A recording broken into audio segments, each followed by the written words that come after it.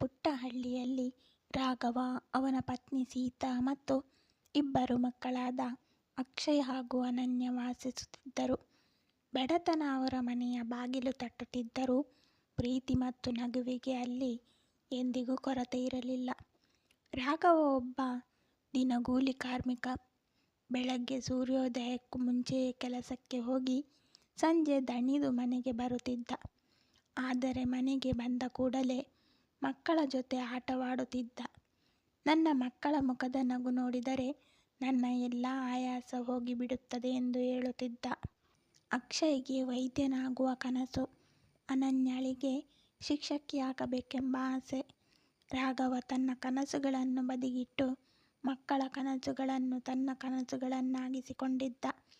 ಒಂದು ದಿನ ಕೆಲಸ ಮಾಡುವಾಗ ರಾಘವನಿಗೆ ಎದೆ ನೋವು ಕಾಣಿಸಿಕೊಂಡಿತು. ಆಸ್ಪತ್ರೆಯಲ್ಲಿ ಪರೀಕ್ಷೆ ಮಾಡಿದ ವೈದ್ಯರು ತಕ್ಷಣ ಚಿಕಿತ್ಸೆ ಬೇಕು, ಆದರೆ ಇದಕ್ಕೆ ತುಂಬ ಹಣ ಬೇಕಾಗುತ್ತದೆ ಎಂದರು. ರಾಘವನ ಬಳಿ ಅಷ್ಟು ಹಣ ಇರಲಿಲ್ಲ. ಮನೆ ಮಾರಿದರೂ ಸಾಕಾಗುತ್ತಿರಲಿಲ್ಲ. ಆತ ತನ್ನ ಚಿಕಿತ್ಸೆಯನ್ನು ಬಿಟ್ಟು ಮಕ್ಕಳ ವಿದ್ಯಾಭ್ಯಾಸ ಮುಂದುವರಿಯಲಿ ಎಂದು ನಿರ್ಧರಿಸಿದ. ಸೀತಾ ಅಳುತ್ತಾ, ನಮಗೆ ನೀವು ಬೇಕು, ಹಣ ಮತ್ತೆ ಸಂಪಾದಿಸಬಹುದು ಎಂದಳು. ರಾಘವ ನಗುತ್ತಾ, ನಾನು ಇರದಿದ್ದರೂ ನನ್ನ ಮಕ್ಕಳು ಒಳ್ಳೆಯವರಾಗಿ ಬದುಕಿದರೆ ಅದೇ ನನ್ನ ಗೆಲುವು ಎಂದ. ಆ ದಿನದಿಂದ ತನ್ನ ನೋವನ್ನು ಯಾರಿಗೂ ಹೇಳದೆ ಕೆಲಸ ಮಾಡುತ್ತಲೇ ಇದ್ದ. ಕೆಲವು ತಿಂಗಳುಗಳ ನಂತರ ಒಂದು ಸಂಜೆ ಮನೆಗೆ ಬರುತ್ತಿದ್ದಾಗ ರಸ್ತೆಯಲ್ಲೇ ಕುಸಿದು ಬಿದ್ದ. ಆಸ್ಪತ್ರೆಗೆ ಕರೆದೊಯ್ದರೂ ಉಳಿಸಿಕೊಳ್ಳಲು ಸಾಧ್ಯವಾಗಲಿಲ್ಲ. ಇಡೀ ಕುಟುಂಬ ಕಣ್ಣೀರಿನಲ್ಲಿ ಮುಳುಗಿತು. ರಾಘವನ ವಸ್ತುಗಳನ್ನು ಜೋಡಿಸುತ್ತಿದ್ದಾಗ ಅಕ್ಷಯ್ಗೆ ಒಂದು ಹಳೆಯ ಪತ್ರ ಸಿಕ್ಕಿತು. ಅದರ ಮೇಲೆ ಬರೆಯಲಾಗಿತ್ತು, ನನ್ನ ಮಕ್ಕಳಿಗೆ. ನಾನು ಇಲ್ಲದ ನಂತರ ಓದಿ. ಕಣ್ಣೀರನ್ನು ಒರೆಸಿಕೊಂಡು ಪತ್ರ ತೆರೆದ. ನನ್ನ ಪ್ರೀತಿಯ ಅಕ್ಷಯ್ ಮತ್ತು ಅನನ್ಯ, ಈ ಪತ್ರ ಓದುವಾಗ ನಾನು ನಿಮ್ಮ ಜೊತೆ ಇರಲಿಕ್ಕಿಲ್ಲ. ಅದಕ್ಕಾಗಿ ಅಳಬೇಡಿ. ನನ್ನ ಜೀವನದಲ್ಲಿ ನಾನು ಸಂಪಾದಿಸಿದ್ದು ಹಣವಲ್ಲ, ನಿಮ್ಮ ಪ್ರೀತಿಯೇ. ನೀವು ದೊಡ್ಡವರಾದ ಮೇಲೆ ಒಂದು ವಿಷಯ ಮಾತ್ರ ಮರೆಯಬೇಡಿ, ನಿಮ್ಮ ಅಮ್ಮನನ್ನು ಎಂದಿಗೂ ಒಬ್ಬಳನ್ನಾಗಿ ಬಿಡಬೇಡಿ. ಅವಳು ನಿಮಗಾಗಿ ತನ್ನ ಜೀವನವನ್ನೇ ತ್ಯಾಗ ಮಾಡಿದ್ದಾಳೆ. ನಿಮ್ಮ ಕನಸುಗಳನ್ನು ಅರ್ಧದಲ್ಲೇ ಬಿಡಬೇಡಿ. ನಾನು ನೋಡಲಾಗದ ನಿಮ್ಮ ಯಶಸ್ಸನ್ನು ದೇವರು ನನಗೆ ತೋರಿಸುತ್ತಾನೆ ಎಂದು ನಂಬಿದ್ದೇನೆ. ನೀವು ಯಾವಾಗಲಾದರೂ ನನ್ನನ್ನು ನೆನೆಸಿದರೆ ಅಳಬೇಡಿ.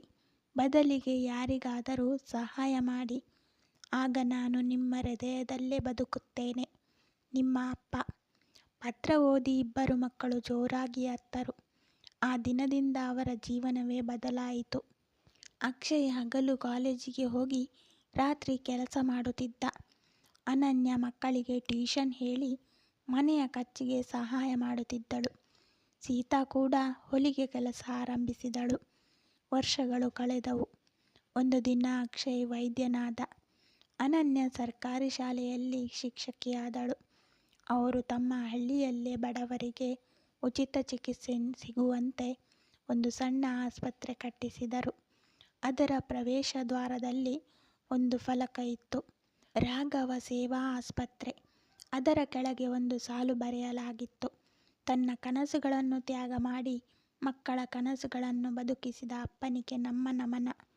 ಆ ಉದ್ಘಾಟನಾ ಸಮಾರಂಭದಲ್ಲಿ ಅಕ್ಷಯ್ ಮಾತನಾಡಿದ, ನಮ್ಮ ಅಪ್ಪ ನಮಗೆ ಹಣ ಬಿಟ್ಟು ಹೋಗಲಿಲ್ಲ, ಆದರೆ ಬದುಕಿನ ದೊಡ್ಡ ಪಾಠ ಬಿಟ್ಟು ಹೋದರು.